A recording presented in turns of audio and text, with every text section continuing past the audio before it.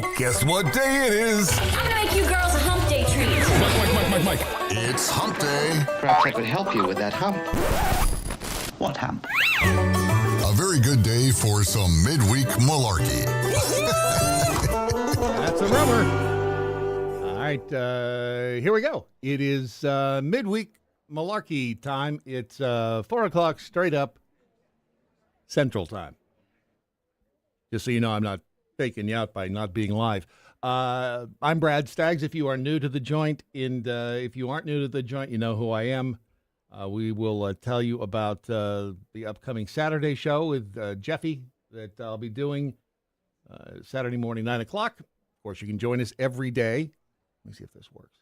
Join us every day for the Daily Mojo over, if you're watching at the dailymojo.com, that's where you'll see the regular show. We're still working all the bugs out, so give me a break. You're getting what you pay for. Unless you're, of course, paying for this, in which case you're probably not getting your money's worth. But in any event, I want to thank our sponsor today. It is GetWellMojo.com. Let's see if I do this. Yep, GetWellMojo.com. It's your portal into the wellness company. If you are suffering from, let's say, long COVID, take a look at GetWellMojo.com. They have, they're at the wellness company. They have ways to make you feel better. All right, so we're going to start the I hate to call it a show because it's really not. By the way, this is Hump Day Habib. He's our emotional support camel.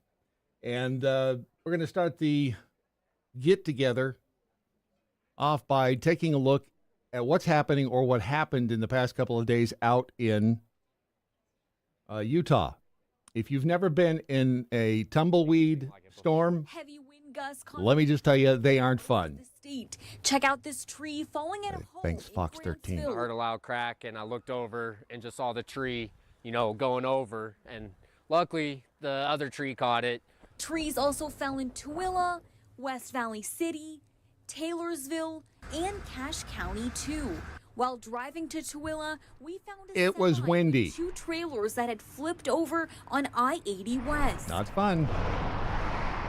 Here in Daybreak, check out what tumbleweeds have done to streets and backyards. I haven't seen anything quite like this, but the city has already started cleaning up and clearing these areas. This is amazing. I didn't think I'd ever seen anything like it except for old Western movies, and here it was in real life in Daybreak. A neighborhood in Daybreak was covered with tumbleweeds. It sounded like a tornado, and we woke up, and it was just like Tumbleweed City. So it was kind of crazy. Which I believe is an old West town. The whole side of the house, like almost up to the second story, it was just That tumbleweeds. is And amazing. And I used to live in California, and we had 5 acres out on the east side of Lancaster, California, and we had a wooden fence that whenever the wind blew, and it blows all the time in Lancaster, California, the tumbleweeds would, lodge themselves up against the fence, and my dad would have to go out and put them in, because I wasn't going to do it, have to go and put them in a pile. You look at them wrong, and they will catch fire, and they will burn.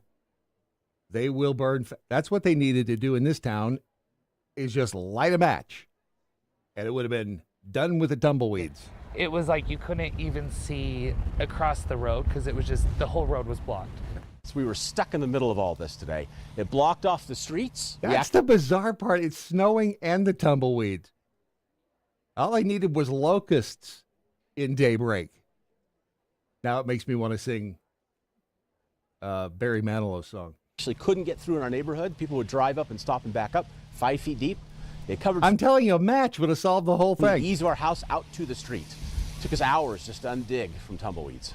This You mean dig out from tumbleweeds? city hurried to clean up the tumbleweeds to make space for the snowplows later in the night. Then they stayed a little bit and did some extra help and brought out some dumpsters and some other things. So we'll be at it for a couple of days. Tell me they did not take those dumpsters away. Tell me they just threw a lighter in there.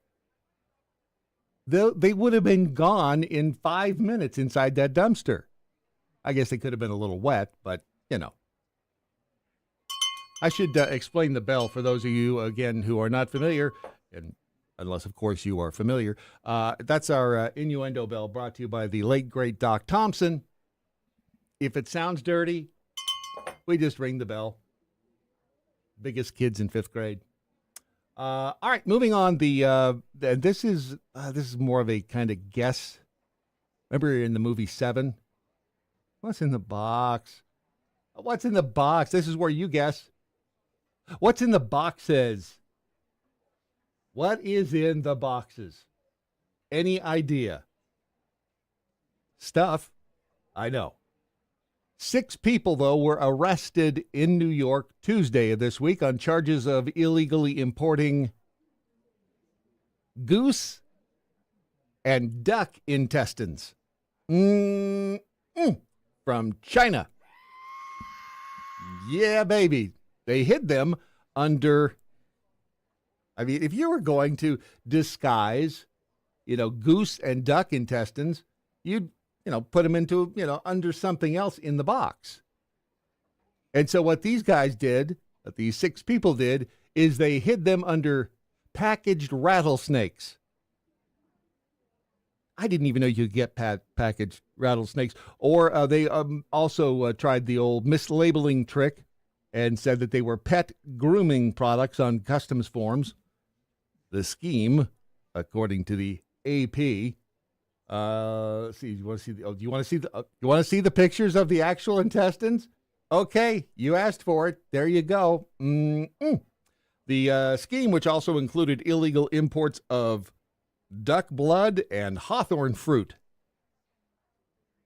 No idea. Involved transporting the restricted food items from China to California. Of course they went to California first, right? And then on to New York, where they were sold. Notice they didn't go to like Duluth. They didn't go to Richardson, Texas.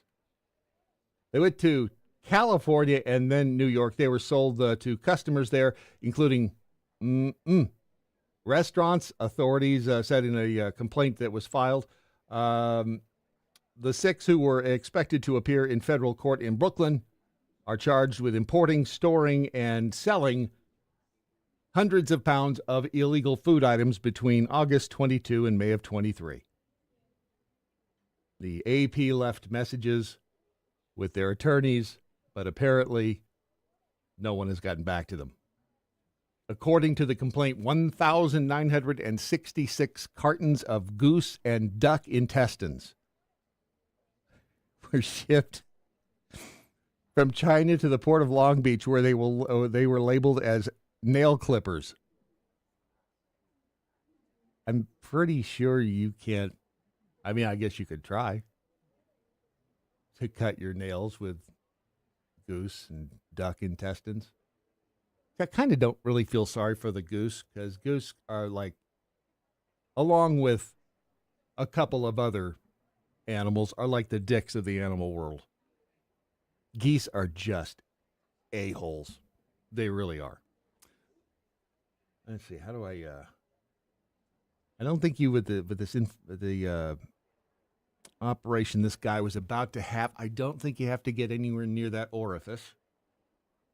Yeah, you shouldn't anyway. This man, Jorge Basse, right there. If Jorge does not look amused, and he really, truly does not look amused, he went into the hospital. You can tell from the hospital gown and the hospital-y looking bed behind him or under him. He went in for a gallbladder surgery. He wanted to, I guess he's one of those people who wanted his gallbladder out. Takes a lot of gall. Sorry. He's a 41-year-old Argentinian man, and he went into they call it, but I thought it said state-of-the-art. It says state-run Florencio Diaz Hospital in Cordoba. That's a few hours northwest of Buenos Aires. To have his gallbladder removed, and they accidentally gave him a vasectomy. I don't know how they're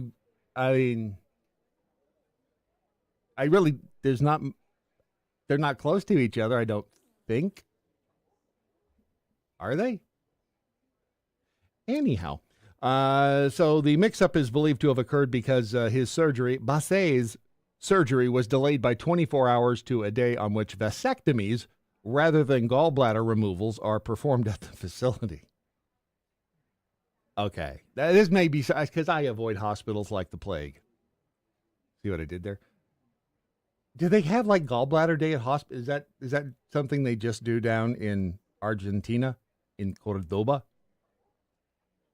Or is it? I mean, I guess from an efficiency standpoint, if you're running a hospital, it's probably good to have a day that you do X, and then another day you do Y, another day you do Z.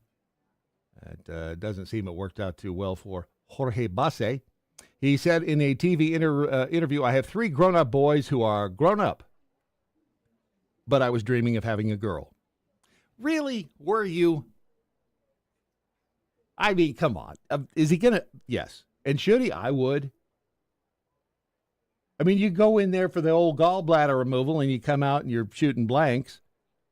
He says, I feel angry. And although if you drive around, you see those signs that say vasectomy reversal, probably not too easy to do in Cordoba, Argentina, but you can have it reversed. But he said, I feel so angry and helpless. I can't understand how they made such a mistake when it had gallbladder written all over my medical records. Like to find a solution, but the solution the health professionals are giving me is no. Artificial insemination if I want to father another child. I keep thinking that it's... His attorney, Diego Lari, says that his client initially wanted to die when he woke up from under anesthesia and realized what had happened. Is it that? Well, I guess it could be considered that bad because but he's 41. Who wants to have when you're 41? At that point in life, you're tired. You already got 3 grown boys. See, I think this is set up for a lawsuit. Again, I think he should sue, probably should win, but it is Argentina. Good luck. God bless. The operation should have taken place last Tuesday. He was reprogrammed to the following day, at 9 a.m. My client wasn't asked anything when he arrived at the hospital. Sure, it's Argentina. They put his gown on him and took him to the operating theater. A nurse was the one who told him a mistake had been made when he came round after the operation. I would think that when you came to from that one, you'd probably know it would hurt in a place it shouldn't hurt. But I've never had a gallbladder operation, nor have I, well, as far as I know. Yeah. But I can't imagine that, you wouldn't know the difference once you wake up. Just saying. Don't forget, if you are not doing anything tomorrow morning or any morning between 7 and 9, make sure that you watch the Daily Mojo at thedailymojo.com. Now, unlike this little get-together, this little shindig, we get into some deeper stuff, but, it's if you can handle the truth, join us. And then on Saturday morning at 9 o'clock, Jeffy, the host of the Chewing the Fat podcast, and I get together and basically just bat a few crazy things back and forth. That's what we do. But this is Midweek Malarkey. And what we do here is, waste a few minutes at the end of the day. If you're trying to look busy at work, it's a good way to do it. Tell the boss that you are working on technical stuff. Like the whole... I didn't even know that it was out yesterday. But apparently it was Facebook. What is it? Was it Facebook and Insta? They had outages all around the globe, according to Insta and Facebook. Messenger, Instagram, Threads, all down for nearly 3 hours yesterday. I'm not sure if people were crying in their shower, curled up in a ball in the fetal position, but it's possible. Millions without access to their accounts due to a technical issue. But users, according to the Metro UK site, are desperate for an answer as to why the platforms were down. Here's a clue. They're never going to tell you. Just like AT&T is never going to give us the real reason that they were down for 12 hours. It's a software update. Right. Bob, don't do the... You know how they tell you not to turn off your computer in the middle of an update? It'll shut down the entire network across the country. You don't really believe that, do you? In any event, the Meta Communication Director, Andy Stone, he X'd, he Twittered, he posted earlier today, a technical issue caused people to have difficulty accessing some of our services. We resolved the issue as quickly as possible for everyone who was impacted, and we apologize for any inconvenience.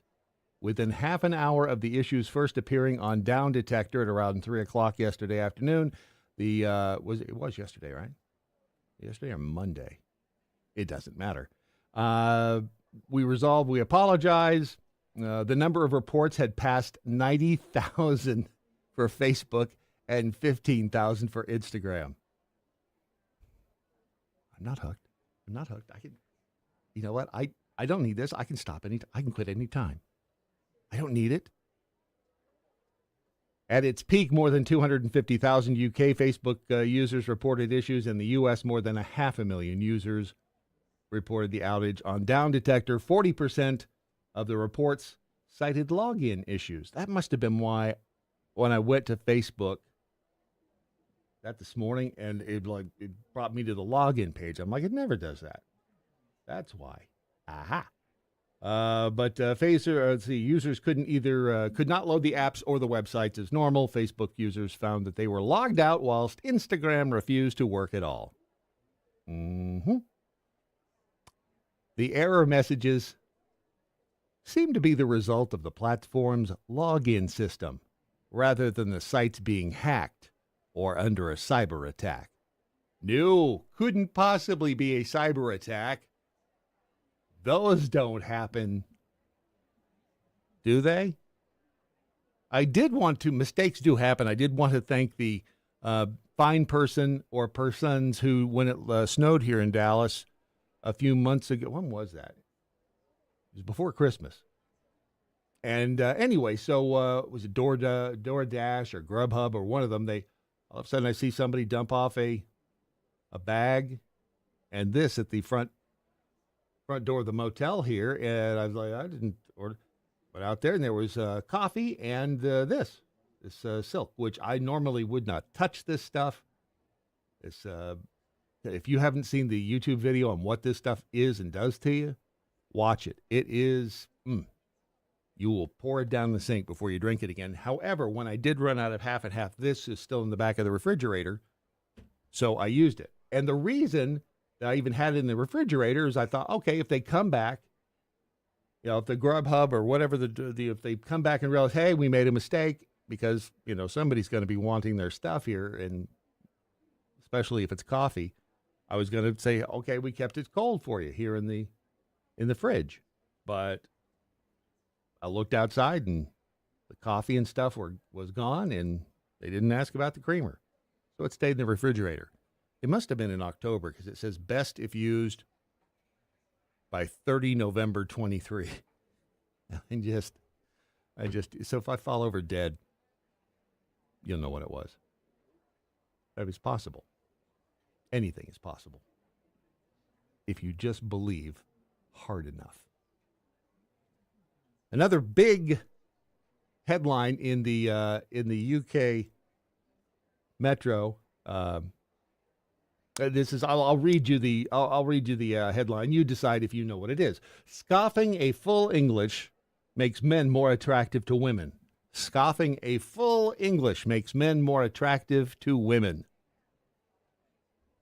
Naturally, I had to click on it, because who doesn't want to know what scoffing a full English means? Because it sounds, just saying. First line, and your next clue. If you're a sucker for a full English, then it's good news for you. Huh? I know, it's actually just it's a hangover cure. And it's the breakfast of kings, they say. It makes men more attractive to the opposite sex. It's sausage, bacon, toast, beans, eggs, hash browns, and tomatoes. I swear those look like mushrooms in the front. Those aren't mushrooms. Those are tomatoes. I was getting all excited. Huh. I mean, if it was tomatoes, I'd be all right. It's the combination of fats and proteins like dairy and meats, fewer refined carbs. It's a real hit for men with the ladies. I don't know why. I mean, does this give you the all in the... I mean, it's you brush your teeth afterward because, ugh, going to leave you with a nasty breath. On the other hand, men who opt for a more continental breakfast of refined carbohydrate foods, croissant, waffles. Everybody likes waffles. Pancakes, pastries, muffins, and everybody likes muffins. And cereals, apparently less attractive, with scientists branding them as a turnoff. It's not just the full English that makes men more attractive. Guys who indulge in an afternoon snack like a bag of crisps or sweet dairy products like yogurts may also appear more attractive to women.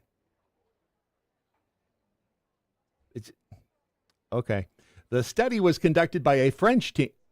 There you go. The study was conducted by a French team at the University of Montpellier with researcher Claire Berticat saying, in our experiment, breakfast resulting in an increase in attractiveness comprised mainly fats and proteins, such as dairy, with few refined carbohydrates. You know, men aren't that deep. We don't. We certainly, it's not like we're thinking, hey, man, that woman there is eating a nice, full, big breakfast. Right? Now, we're deeper than that. We are more concerned with inner beauty. We're more concerned. No, I'm not kidding. We are more concerned with inner beauty. Like, what is her name? Does it really matter? She works at Hooters. Okay, bestie, so I just got off work, so let's see how much I made. Okay, so I made 20, 40, 60, 80, 100, 10, 20, 30, 40, 50, 55, 60, 65, 70, 75, 80, 85, 90, 95, 2, 5, 6, 7, 8, 9, 10, 11, 12, 13, 14, 15, 16, 17, 18, 19, 20, 21, 22, 23, 24, 25, 26, 27, 28, 29, 30, 31, 32, 32, 33, 34, 35, 36. So I made 236 working from 11 to 5. Okay, bestie. Wow. Working 11 to 5, $236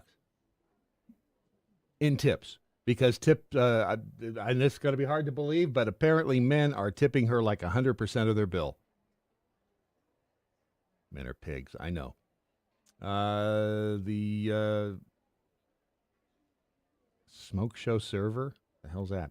One smoke show server reportedly... What is a smoke show server? Reportedly raking up huge tips, pocketing over 100% gratuity on generous grubbers' bills. You just saw her counting them out right there. She worked Friday afternoon, 11 to 5 p. I mean, what dude? Well, never mind. We all know why. Men. I'm just going to leave it right there. Men will pay a lot because men are pigs. But at least we're predictable. If you heard about the Doritos kerfuffle earlier, was that today? It's Wednesday, isn't it? Yeah, it's Midweek Malarkey. Brought to you by GetWellMojo.com. If you're feeling like crap, I thought I was going to rhyme something with crap, but never. Pop into it a cap. Nah. Just go to GetWellMojo.com, and they have maybe it's long COVID. They got some ways to help you deal with it. But if you didn't hear about Doritos and their latest spokesperson, let me just put it this way. Doritos looked at Bud Light and said, hold my beer. Wasn't the brightest move on their part, but over at the Quartering on their YouTube channel, they did a really funny little parody of Doritos. And you're about to see it, and thank you to the quartering in 3, 2, 1. Boy, what an exciting game, Bob. That's right, Jim. What could be better than this? Hey, baby.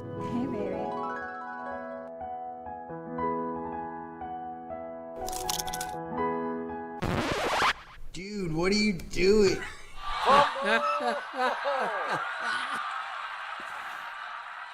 Doritos. They might just make you gay. Hard to recover from that one, Bob. Right?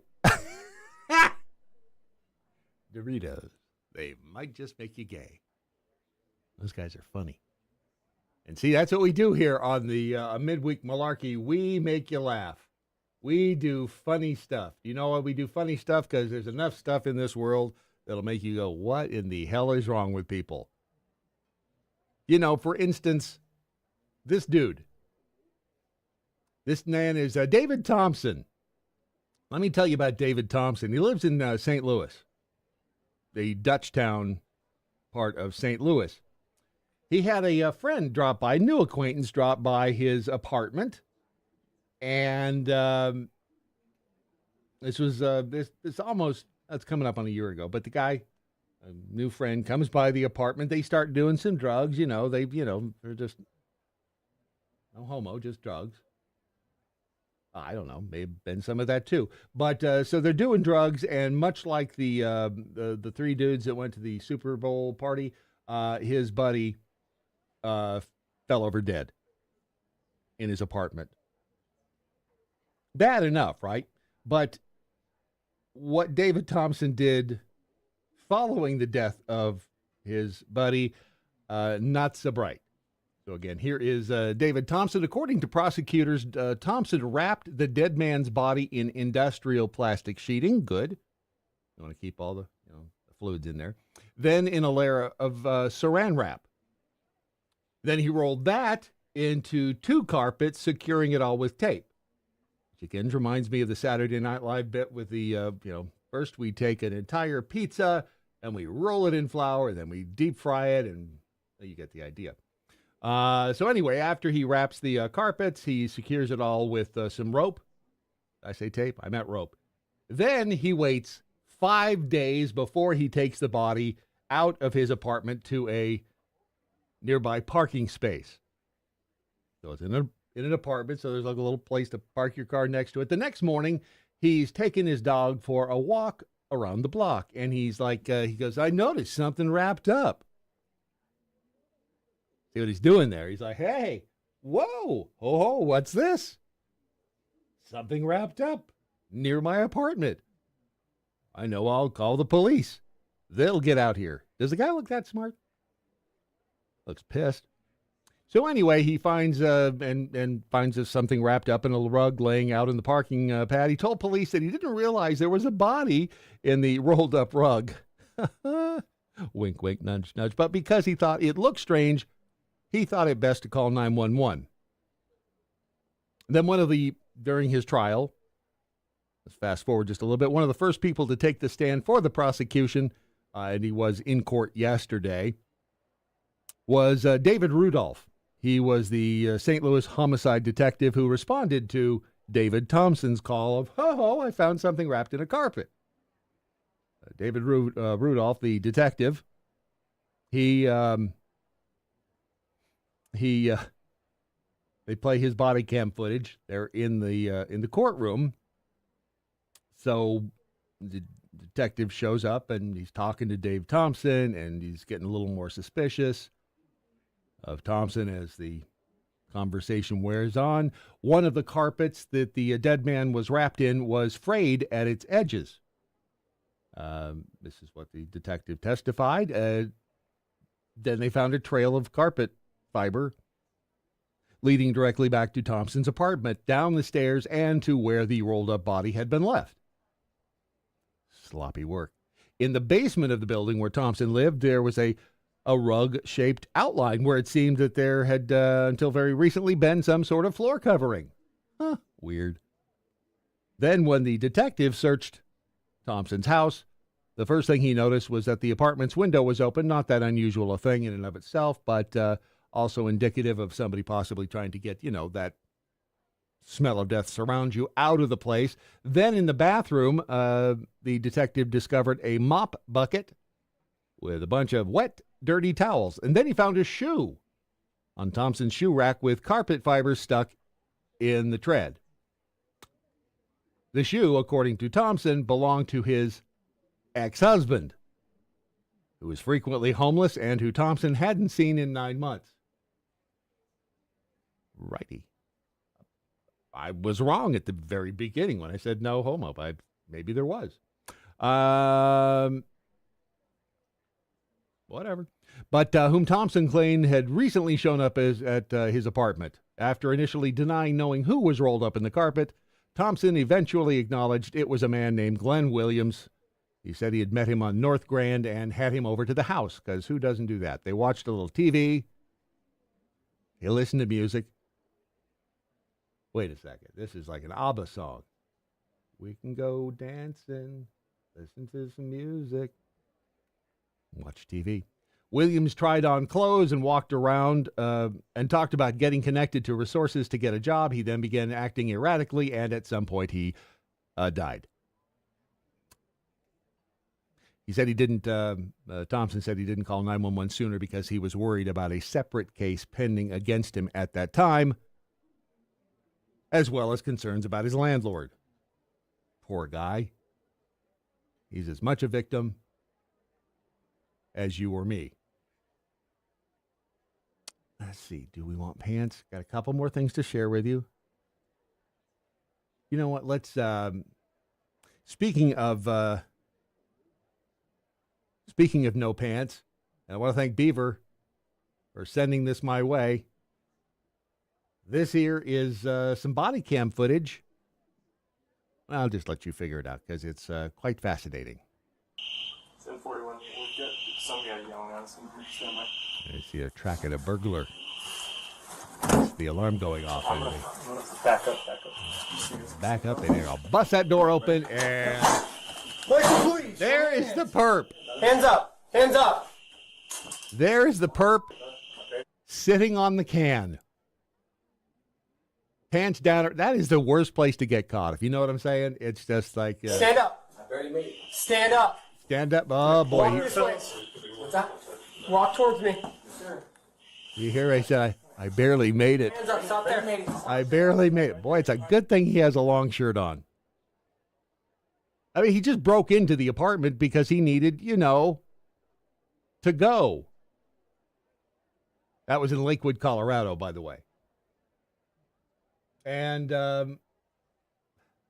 dude had a bad day. You almost feel bad for him, don't you?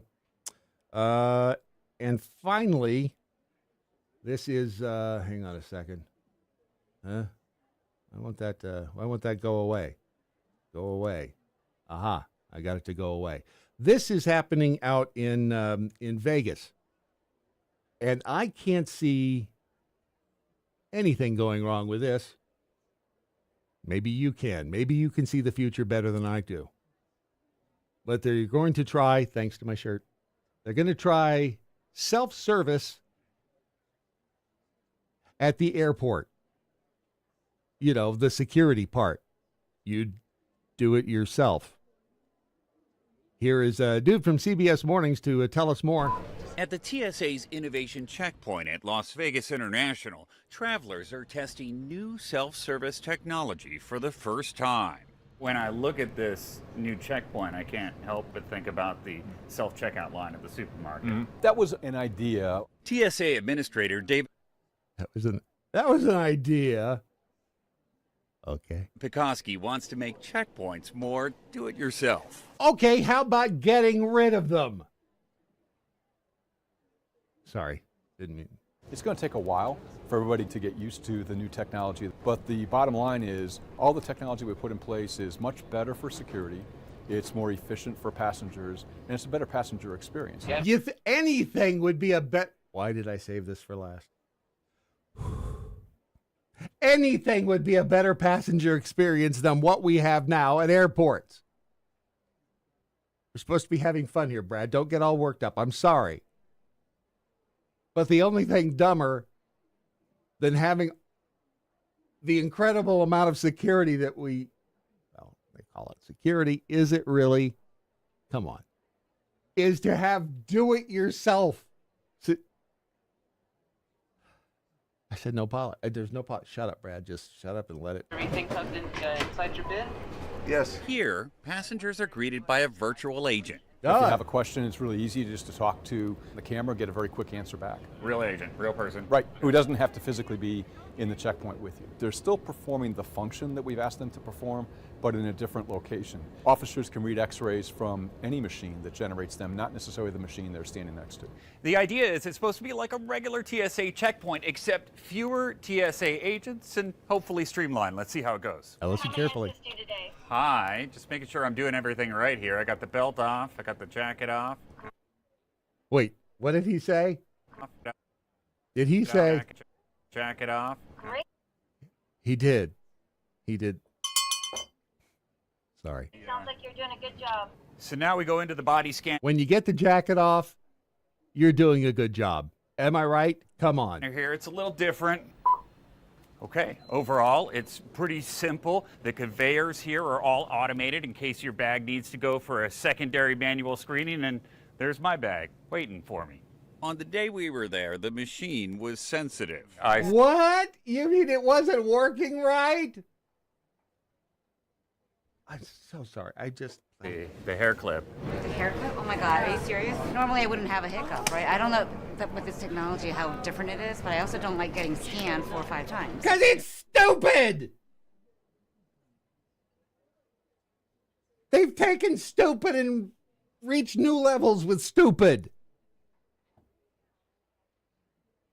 I have time to finish this. It worked seamlessly for others. Right. I went through, they scanned, and through I went. Typically, there are 5 to 7 officers at each checkpoint. Here, there are only 2. And there's an automated conveyor that'll move your bag to the front of the line if it needs to get re-screened. You don't have to have an officer physically pick up a suitcase and walk it 30 feet. It should make it easier for officers to focus on addressing risks and threats. Like what? When it works, how fast is the process supposed to be? We don't know. There's no baseline. This is a one-of-one system. Okay, I can't take it. I can't. Deputy Assistant in No, stop it. No. Just when you think things can't get dumber, they're like, here, hold my beer. All right, so don't forget that, let's see, what am I supposed to tell you? Oh, yeah, first of all, we want to thank GetWellMojo.com for sponsoring, being the driving force behind this edition of Midweek Malarkey. Don't forget tomorrow morning and every morning, weekdays, between 7 and 9, you can join us for the Daily Mojo. Don't usually scream as much, but anyway.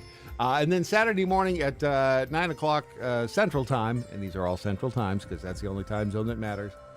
Central Time is the Saturday morning show, the show without a name. That's with Jeff Fisher, the host of the Chewing the Fat podcast, and myself.